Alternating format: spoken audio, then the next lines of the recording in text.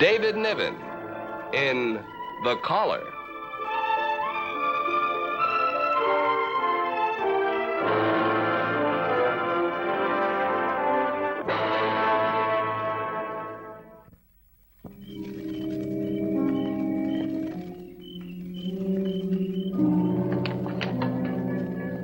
Here's the canyon. As you can see, we've got those Indians bottled up on three sides by cliffs. There's only one way out, and that's through our present position. So they won't try a breakthrough unless we force it. Now, Mr. Johnson, I want you to take a party of men up the north rim of the canyon and surround them. Deploy yourselves in good positions so that you'll be ready by morning. About how many men, sir? You won't need more than 50. The canyon is small. It's 9:30 now, sir. How long? Leave here with your party at 10:30 tonight. That'll give you plenty of time to pick your positions. Day breaks a little after 5. At 5:30 sharp, begin firing. Pour it on them until they start moving. We'll finish them off as they move out. 5:30, sir? Right. Everything clear? Yes, sir. Pick your men. Be ready to move out in 1 hour. Yes, sir. Well, Mr. Steiner, you came out here to write about Indian fighting. Looks as though you're going to have something to write about. That's fine, Captain Weber, fine. Just to clear up a few things in my mind, though. These Indians you got holed up in this canyon. Let's not say holed up. Let's say maneuvered. The so-called holding up was a matter of strategy. The planned maneuver worked out from the time we spotted them. So when you write it, Mr. Steiner, the word is maneuver. You're new in this territory. You don't know much about Indian fighting. I'm not telling you how to write. I merely want to make sure that you've got a clear picture of the circumstances. Well, thank you, Captain. To get back, these Indians you maneuvered into this position in the canyon. They're completely trapped. There's no possible way out. Except through here. The plan, as I understand it, is to flank them overhead on the cliffs, open fire, and drive them out into the clear. That is right. In other words, like shooting fish in a barrel. Now, you have to forgive me, Captain. As you say, I'm new to the territory and Indian fighting. You might even say I'm new to military ethics, if there exists such a thing. That's why I can't appreciate the finer points of, say, a massacre. I think that's what this amounts to. And you, of course, don't approve of massacre. Under the circumstances, no. This isn't a war party you're up against. It's the equivalent of a village. Warriors, yes, but women and children, too. Coming down from the winter campgrounds. It's been a bad winter. They're not on the warpath. I write dispatches for 20 newspapers back east. When I write about this, the perfectly planned massacre of a band of starving Blackfoot, I wonder what the reaction will be. What do you think I care about the reaction? Do you think I'm interested in the reaction of 500,000 pasty-faced newspaper readers back east? This is war out here. This is killing. Killing in a way that would turn the stomachs of the men who fought at Shiloh and Gettysburg. You use the word massacre. Doubtless it offends your delicate sensibilities. Well, Mr. Steiner, I happen to be one of the 3 survivors of the Yellow Fork massacre where the Crows wiped out 2 detachments of cavalry. And I've seen 100 wagon trains burned with our dead lying in the ashes. And a field stinking of death and wheeling with buzzards. This scar you see on my face came from a lance thrust. I've been hurt, and I've seen our men, women, and children lying dead. So I don't have any words at all for you, Mr. Steiner, or for the people that you write for. Out here, there's no such thing as mercy. You kill when you can kill. And you kill them all.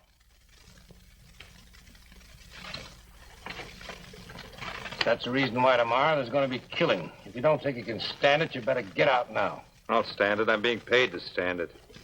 Sir? Yes. There's a man outside from the Indian camp. He speaks English, wants to see you. Bring him in. All right, bring him in.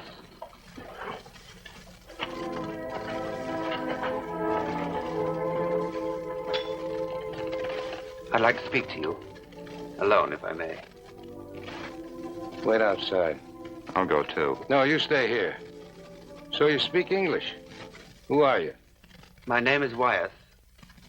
I'm an Anglican minister. Minister? How do you happen to be here?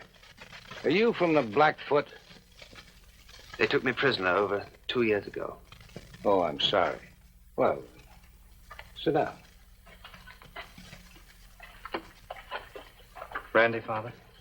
This is Mr. Steiner. He's a newspaper man. I have to ask you something, Captain. Not now, tomorrow. I'll fix up a place for you to sleep in here. How did you escape from... Well, tomorrow will do. I'll have some hot food sent in. What I have to tell you is that I haven't escaped. I've come to ask you to spare us, those of us who are at your mercy. Us? You sound like you're one of them. I am. But you just told me you were captured by them. I'm not mad. My mind is perfectly clear. I said us because I come to you not as a white man, but as a Blackfoot. But you said you were a minister. What I am is a slave. This collar is that of a slave. It was sealed around my neck. Why did those Indians let you come here? Because I am their one hope. Then I'm sorry, Father, because they're going to die just as they caused our people to die. You're asking for something they don't even ask for themselves. Mercy. You don't look as if they've shown you much mercy. No, that is true. But then they had no mercy to bring me. They couldn't give me that which they do not understand. The fault is not theirs. Nevertheless, what you ask is an impossibility. I'm an officer of the United States Cavalry. My duty in this case is clear. And as for you, Father, you're safe now. We'll take you with us back to the fort, and from there we'll send you back east by escort. But before we do anything, we'll have to get that collar off you. No, the collar stays on. Why, Father? Because it must. Why? It's a symbol. Surely you see that? It's a symbol of shame, of servitude. Not shame, not slavery. Deliverance. Deliverance? From what? From myself. From what I was before all this happened. From what I was then.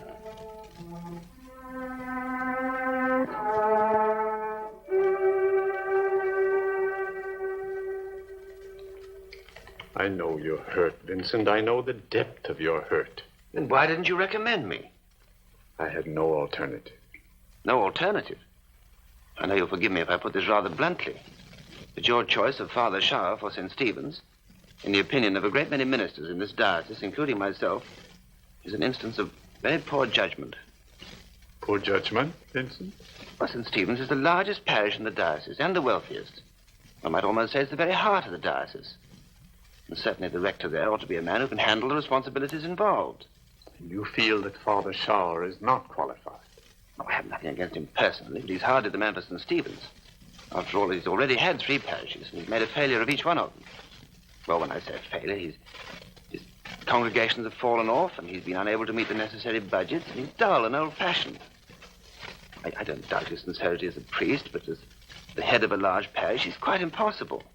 And when you say there was no alternative, I understand that the choice lay between Father Shower and myself, and I must say I can see no comparison. You're very popular, Vincent. You've made a great success at Trinity.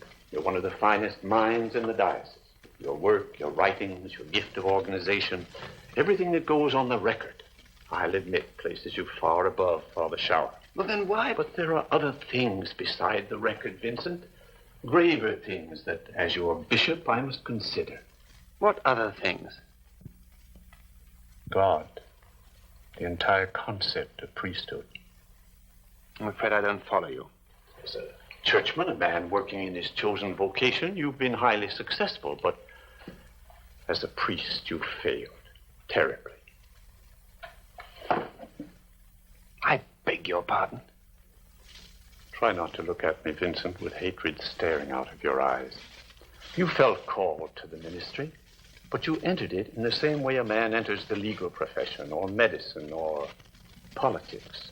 You were interested in God in a mild sort of way, but it was the dignity, the pageantry, if you want to call it that, the power inherent in the churchman that really drew you. I cannot agree with your analysis. Please let me finish. Vincent, tell me, what is a minister? I could, of course, give you an answer, but I doubt if it would be satisfactory. Suppose you tell me. Well, to me, a minister, a priest, is a man so closely integrated with the mysteries of God that he makes them clear to his people. He is, in a sense, a glass through which his people experience God. And Father Shower, for all his failures, is that kind of priest. God can get through to men with such a minister standing before him. But you, Vincent, you're not a glass. You're a wall, a barrier. You place yourself in the way of God. Your pride, your ambition, your selfhood, they frustrate God and injure your own people. Now, how could I ask for your appointment to a parish like St. Stephen's, seeing you as I do? That is why I had no alternative but to recommend Father Shaw. Do you understand? No, I don't. No, I think I've taken up enough of your time. A moment, Vincent. There's another thing. This may hurt as much as the other, possibly more. I've had a request from the Western Diocese. The church is small in the territories, Montana, Nevada, New Mexico, and the need for pastors is very great. They asked for a man with courage and organizational ability. I told them about you, and I want to release you to them. When did this happen? Since the St. Stephen's appointment came up. Vincent, I said before you were a failure as a priest. If you stay on at Trinity, it will always be that way. I believe in you. You have so much to give, Vincent, so much more than most of us here. That's why I'm asking you to go, the real reason why. Mission work is lonely work, and out there on the frontier, dangerous too. I think I'm hoping that loneliness and fear will drive you out of yourself. And when that happens, you'll come to know Christ for the first time. That's what I want, Vincent. That's the only thing for both of us that is important.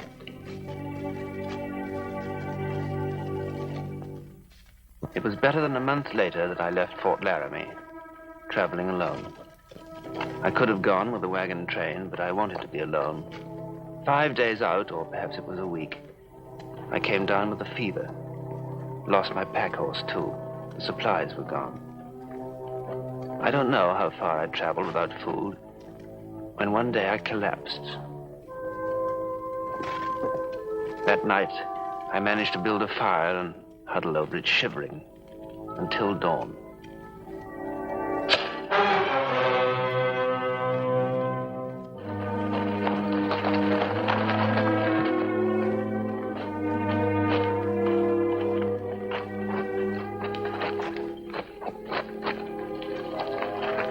Priest.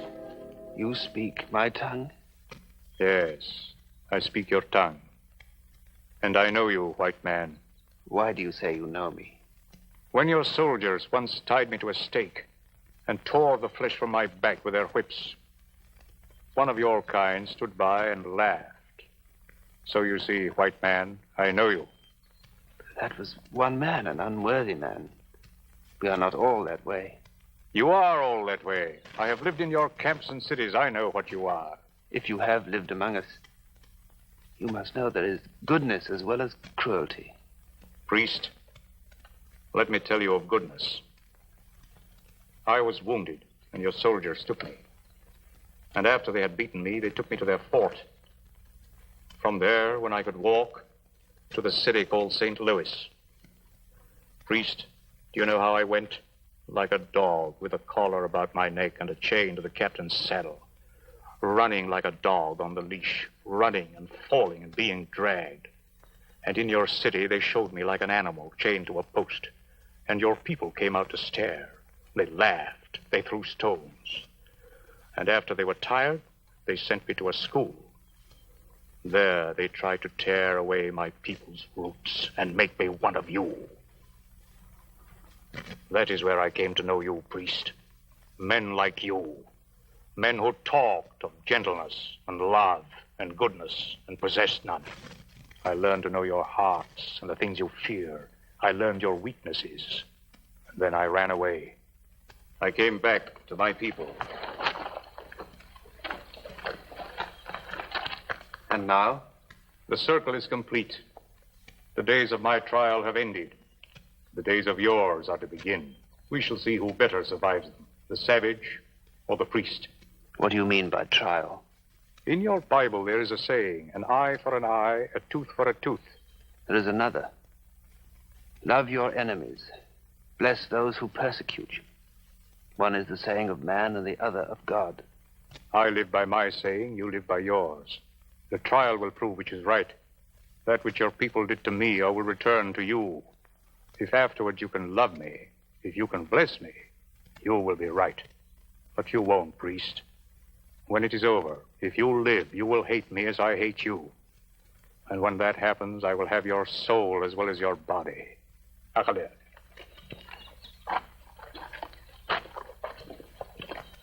I saved it, priest. I brought it back with me because I knew that someday I would find a dog to wear it. This man you followed, this Christ of your Bible, he was a man who suffered much.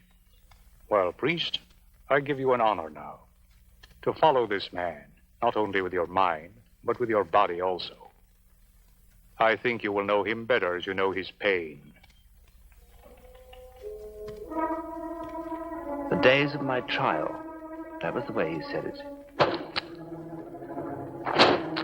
They began with the punishment of the body. Everything at first against the body. Staked out in the sun with prairie flies feeding on wounds. And thirst. More than anything, thirst. The torture of water just beyond reach. Thirst. The first year ended that way.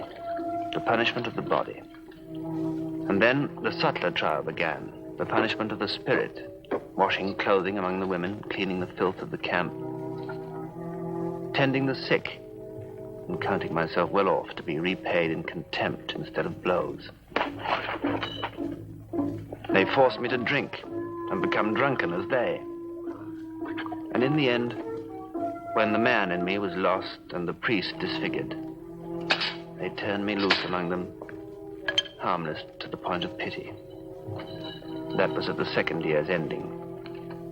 I lived among them until this night, not 2 hours ago, when I was called to the chief's tent. Priest? Yes? Tell me, who has won, you or I? I have. I think not. I have broken you, priest. Not the body alone, that heals. And pride, that heals too. But here, inside, in the heart, there is no healing. I have stripped holiness from you, cleanness. I have won, not you. No. How can you say no? Because after all that, I feel pity for you. I don't hate you as I thought I would. I can forgive. 'Tis no matter. I have done to you that which was done to me. It is over now. I bear no malice. You are free to go now. To go back to your people. Free. I have commanded that you be allowed to pass from us. Your soldiers have driven us here. There is no escape. Tomorrow they will drive us out and we shall die. There is no need for you to die. And the women and children? All? Everyone? Why should you care? I don't know. Maybe it's the hunger I've seen in the children, for goodness and for love. It's a hunger that I've tried to fill. I have taught them, of Christ whom I follow. I know. And I have allowed it. Do you know why? Because you have walked in his way. In you, we can see him. Your people I hate, and will die tomorrow hating. But you, I would call brother.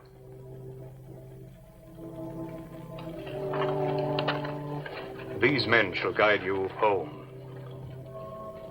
Now go.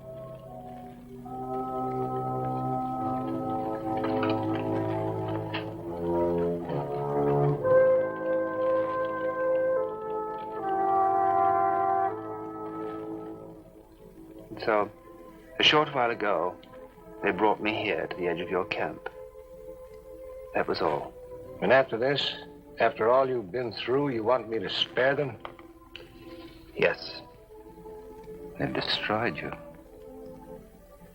And yet you want them spared. Why, Father?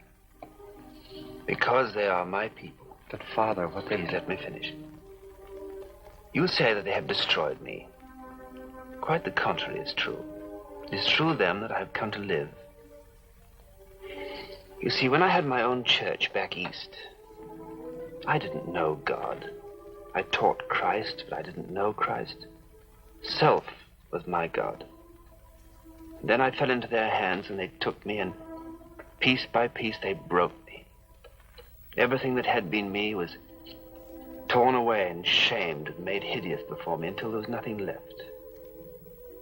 And I was alone, abandoned, on the edge of a night more terrible than death.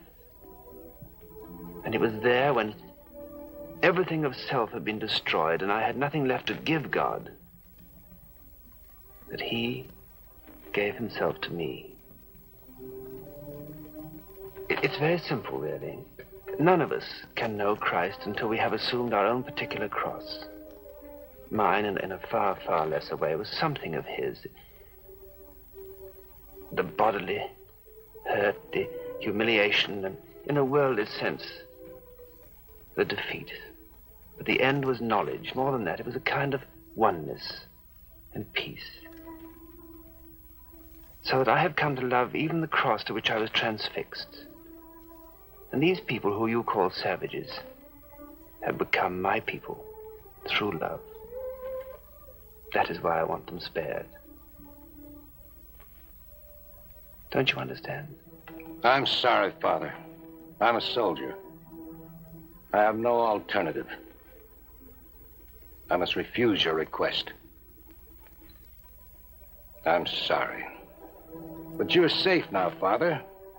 You can ride back to the fort with us. I'm not coming back with you.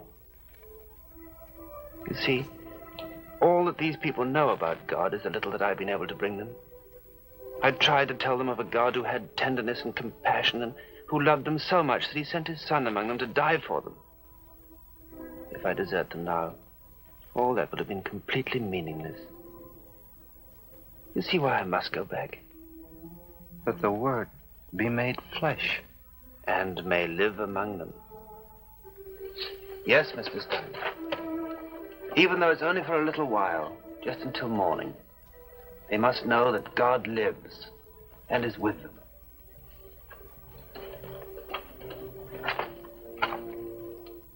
Now, Captain, you must do your duty. I shall do mine. And forgive me for making yours so difficult. This was given to me when I was ordained. Would you see that it reaches the bishop of my diocese? Now, goodbye. I have some ways to go. Father, at least let us take that collar off. The yoke that God was gracious enough to give me to wear. There's no need. In the morning, I shall tell them to send the women and children out ahead of the others. Maybe you'll be able to find it in your heart to spare them, the women and children.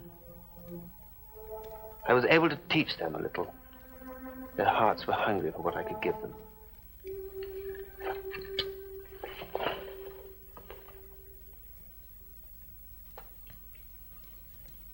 Well?